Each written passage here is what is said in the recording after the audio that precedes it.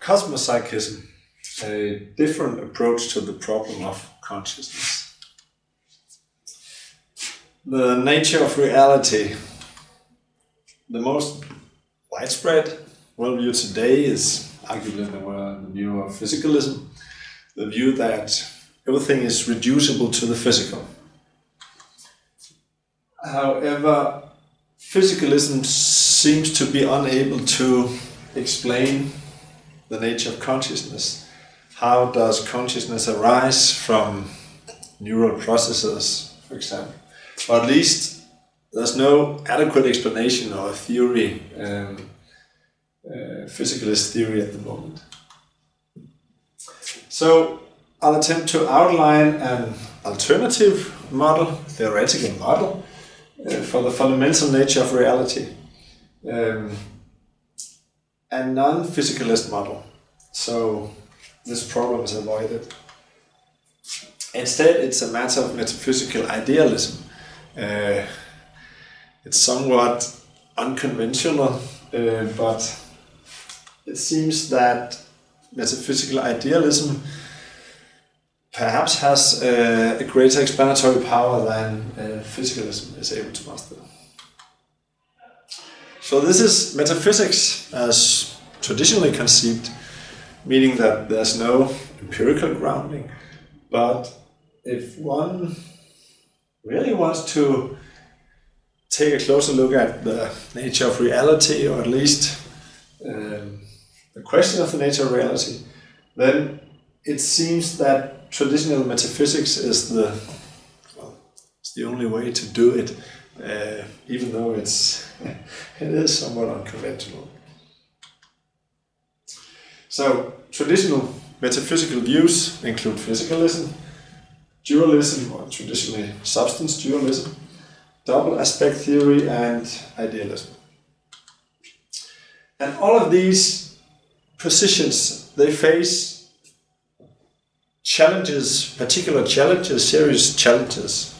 So it doesn't seem unreasonable to assume that none of them is better off than the others.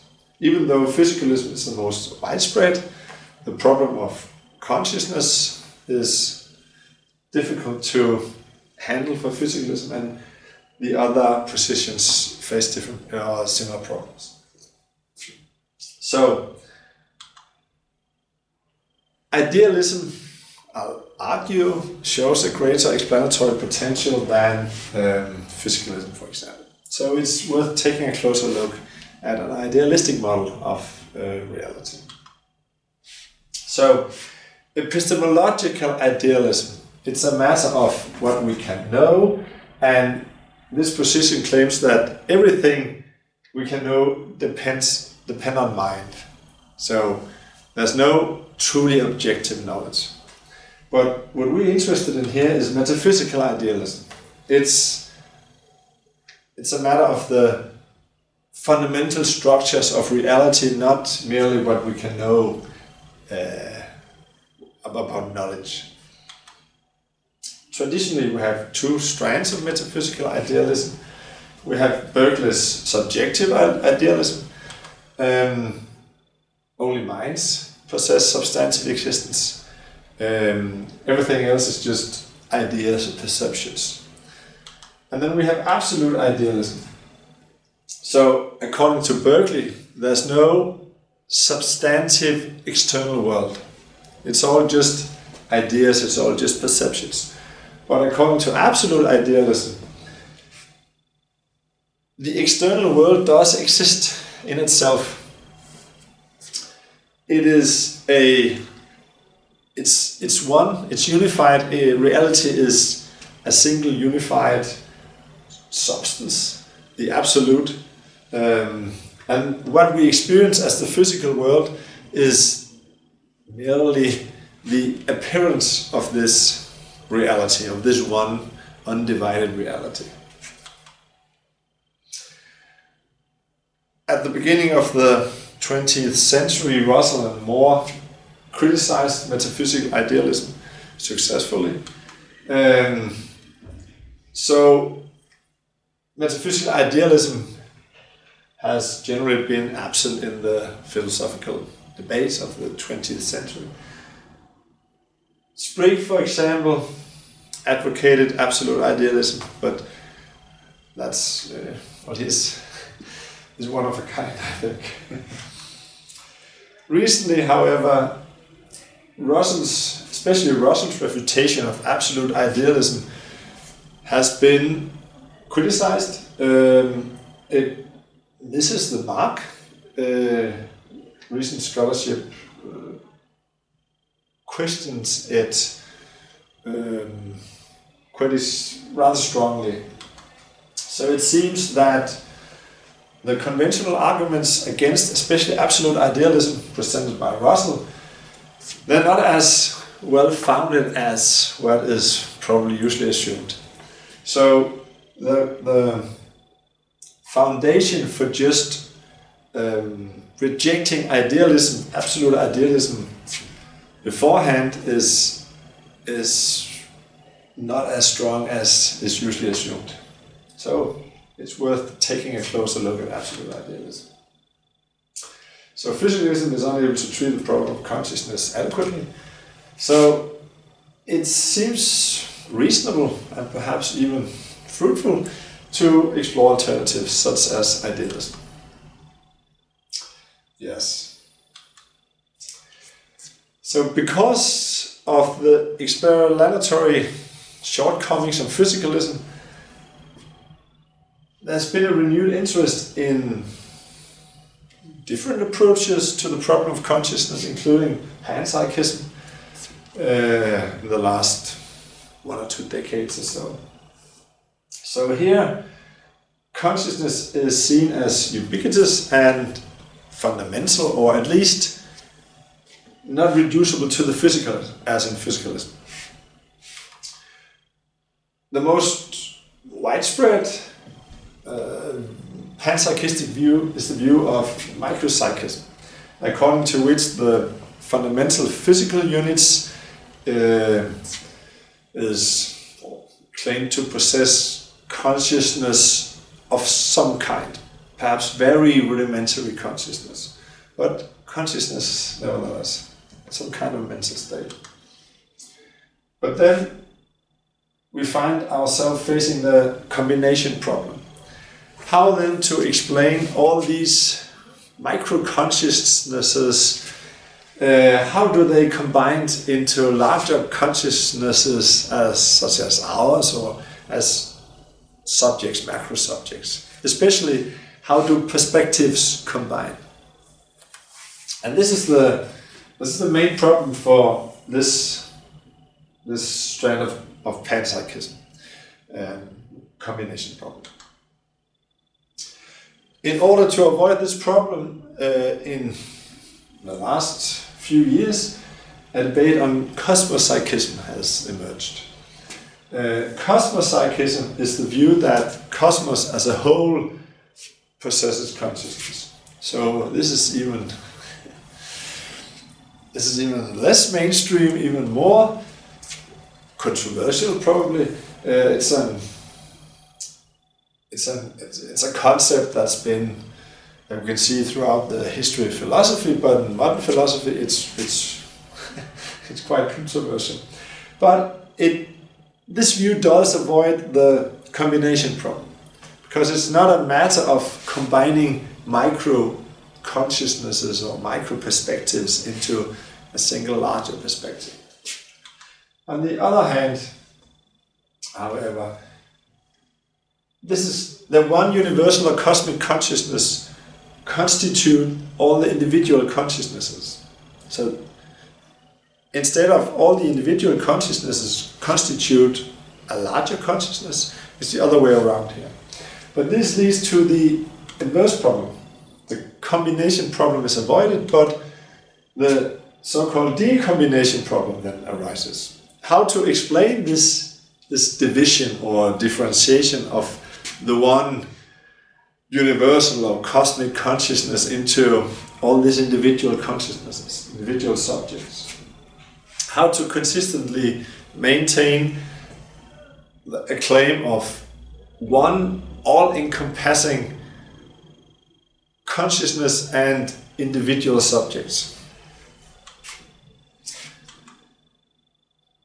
So this is the challenge of cosmopsychism, and suggestions have been proposed in order to handle the decombination problem, but the debate is still ongoing and by no means settled. So it makes sense to take a look at various attempts to handle this problem, including the theoretical model I'll outline in a moment. So in this model, it's not a matter of constitutive cosmopsychism, where there's a universal consciousness that constitutes all the individual consciousnesses. It's non-constitutive cosmopsychism. So the universal consciousness is not constitutive of individual consciousnesses. And in this way, the decombination problem is avoided, because we don't have to explain the decombination or the differentiation of one single all-encompassing consciousness. The starting point here is absolute idealism. So, as I mentioned, the external world exists objectively, but the physical world and all other content we experience, the physical world is merely the appearance of this reality, this one reality, including the external reality. It's undivided, one and undivided, the absolute. Traditionally, the main problem for absolute idealism is the problem of the one and the many. It's rather similar to the decombination problem. If everything is one, how can we, what about all the individual things, the individual subjects, for example? How can we maintain both of these claims? So the decombination problem is a variant of this. And here it's fruitful perhaps to take a closer look at some of the concepts of Danish thinker, mystic even, Martinus. His views have not received much attention, much philosophical attention, not internationally, and in Denmark neither. But he has some very interesting views. So he claims that all we experience are the appearance of fundamental reality, as in absolute idealism. So fundamental reality is not itself consciousness, it's that which possesses consciousness or that which experiences. So in this way it's different from Sprig's absolute idealism, for example, where consciousness is fundamental. Still, fundamental reality is one and undivided.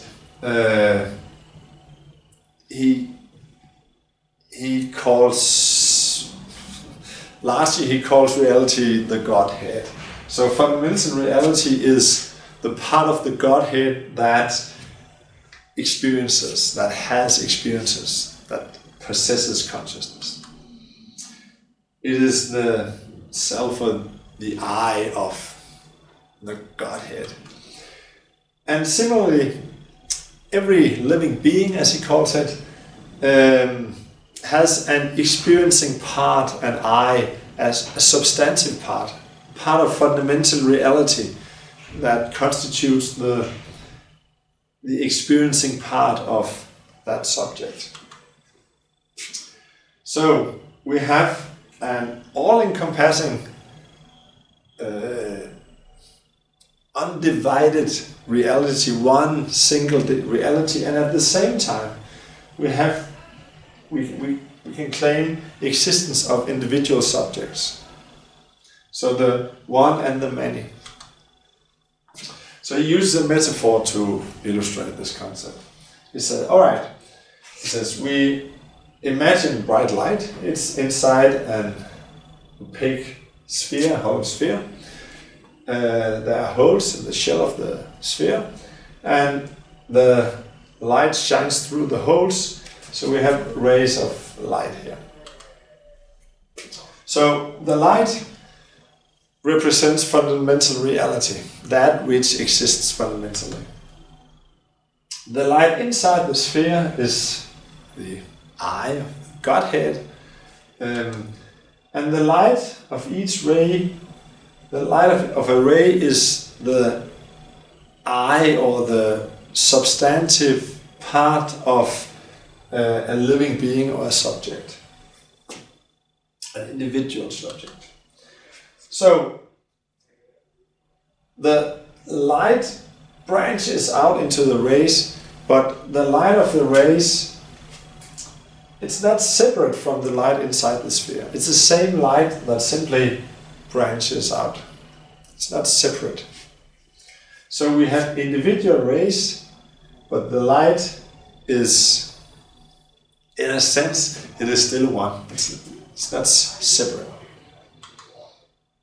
So fundamental reality of the light is one and undivided, indivisible even, but we still have individual subjects, all the individual rays. So in this way he attempts to illustrate the concept that the one and the many can exist simultaneously. And what allows for this is the shell, the perforated shell here. Because of the shell, the light branches out into the rays. And according to Maximus, this is the principle of perspective or experience. That which allows experience to exist at all. Experience per se. So Maximus, he sees the living being as consisting of three parts. He calls it the Triune principle. That which experiences the light, he calls it X1, the fundamental reality.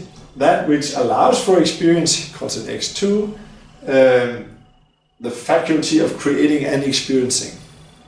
That which allows for experience. And then that which is experienced, he calls it X3. And this is the world of phenomena, right? This includes all experiential content in the sphere of experience. So this is where the one fundamental reality manifests or appears. Here's another metaphor here. We imagine a white disk. This symbolizes the light fundamental reality X1, and then there's a violet disk the same size with holes, larger hole and small holes. This symbolizes X2, and here we can see the white disk. It's visible through the holes. It manifests itself through the holes. All the small holes are the part of the white disk we see here are the eyes of the individual subjects, and this is the eye of the Godhead. So here we see again the white disk is one and undivided, but when we look at it here, we have all these individual holes, all these individual eyes of individual subjects. So again we have the one and the many simultaneously. So every eye, every hole here expresses the same underlying reality of the white disk. And again, what makes this possible? In this case, it's the violet disk matching X2, the perforated shell in the other metaphor.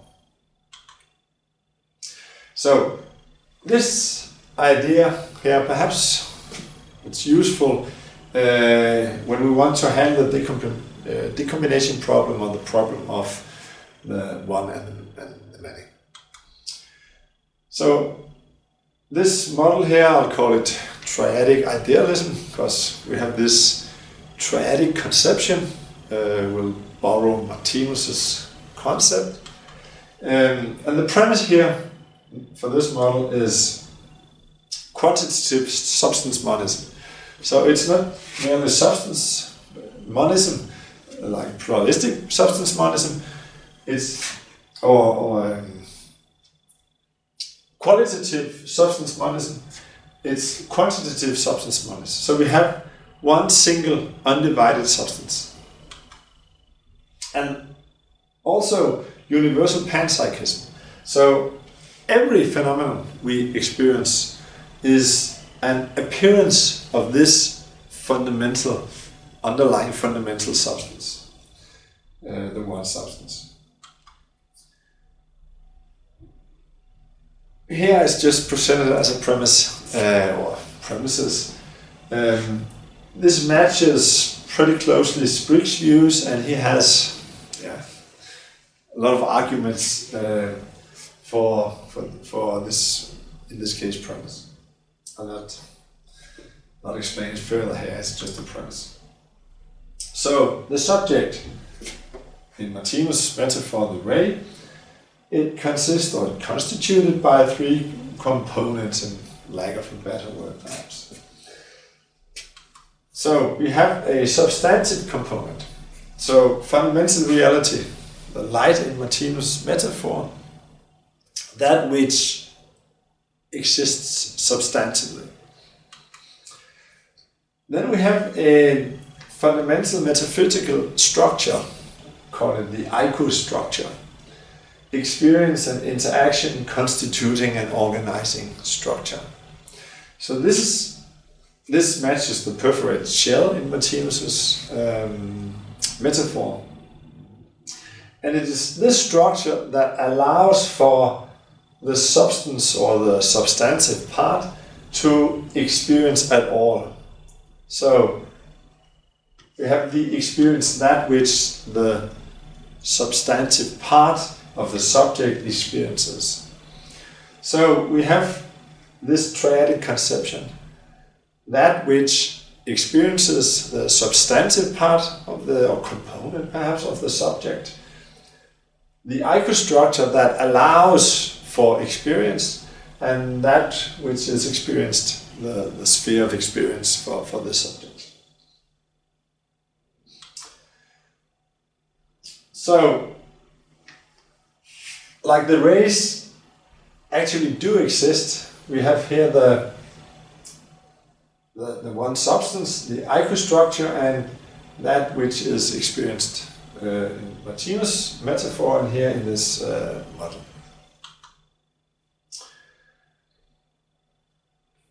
Yeah, so the individual substantive components are part of the one underlying undivided substance, in the same way as the lights of the individual rays, the light of the individual rays as a part of the, is not separated from the light inside the sphere. It's the same light that shines from the holes.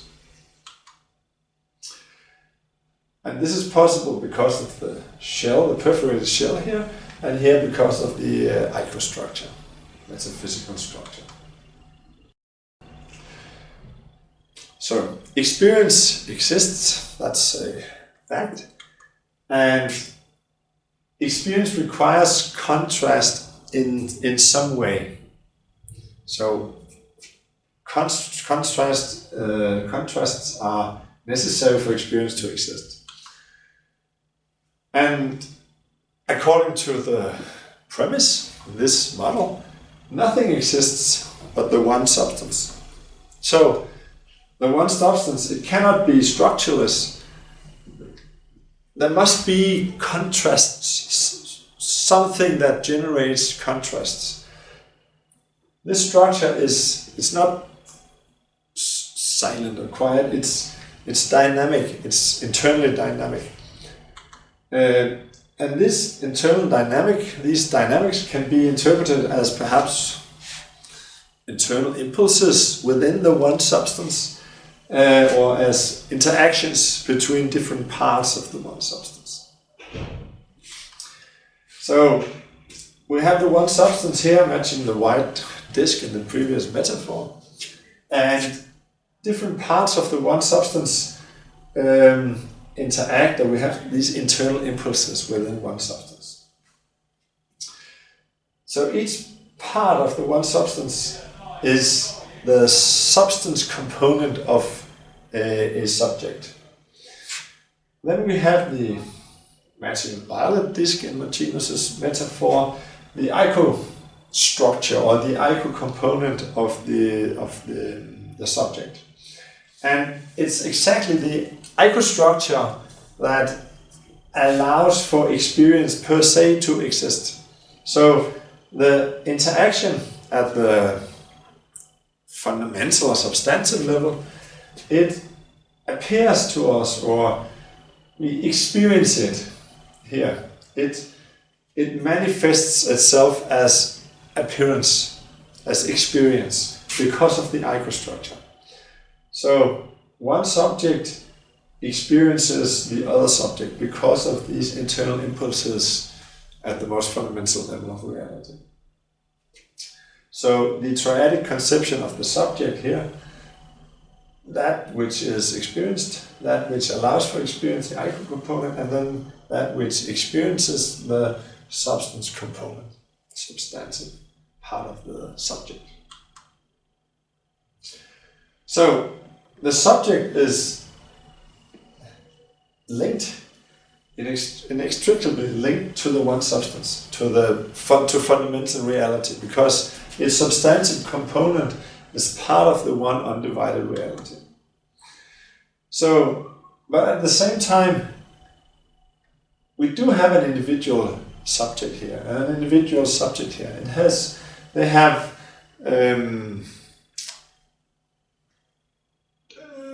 discrete spheres of experience, right? This is the sphere of experience for this subject, and the sphere of experience for this subject. So they have their own perspective. They're each a center of experience. So it is meaningful to actually see this as a subject in a somewhat traditional sense. And this ico-structure is what allows for experience, or for perspective as such, perspective per se. Loosely, it is perspective. So this is a conceptual distinction. So it is the one subject, and fundamental reality is one and undivided. But in the in the realm of theoretical models, we need conceptual distinctions, right, in order to attempt to describe or even present a model. So this is merely a conceptual distinction. The subject is one and undivided, as is the fundamental reality. Yeah. So, as I mentioned, the appearance of one subject is the experience of another subject. So this is what allows that which exists, the fundamental substance, to experience itself, or parts of the substance to experience other parts of the substance through the manifestations or appearances of those parts. So everything we experience according to this model is the manifestation or appearance as some part of the one substance. So we can imagine an ultimate, or posit an ultimate subject,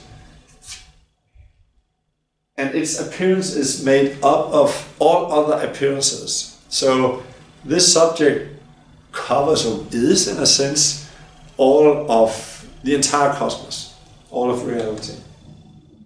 And we'll name it the absolute subject, according to the tradition of absolute idealism.